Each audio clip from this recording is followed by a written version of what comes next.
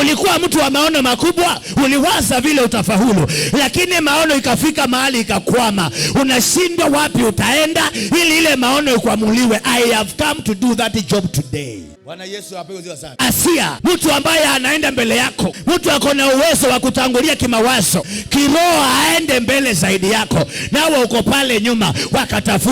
Wakatafuta, wanaongopa baba yao, lakini walipokuwa wanaendelea tu, ukatokea kijana mmoja akamwambia, nasikianga huku kuna mtu ambaye tukienda kwake vizuri anaweza tuambia zile punda ziko wapi. Nimekuja kufanya kazi hiyo leo. Haleluya. Punda sio zile ambazo tunalisha kule nyumbani. Unajua ile punda umepoteza leo. Ni maisha mazuri ndio punda yako imepotea. Haleluya.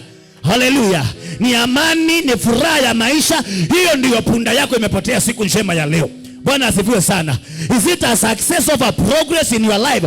Are you always a failure? Kile unataka kila wakati kitoi matunda, hiyo ni punda imepotea.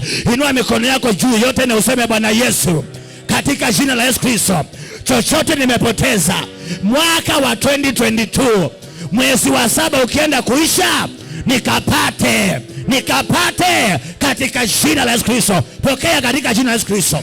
Chochote ambacho kinakaa kimekwama, hakifanyi kazi kwa maisha yako, that is what I have come to do in your life.